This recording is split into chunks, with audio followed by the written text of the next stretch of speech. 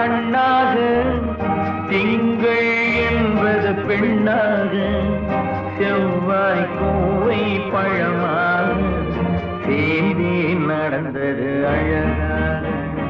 ஞாயிறு என்பது கண்ணாக, திங்கள் என்பது பெண்ணாக, செவ்வாய் கோவை பழமாக சேர்ந்தே நடந்தது அழகாக.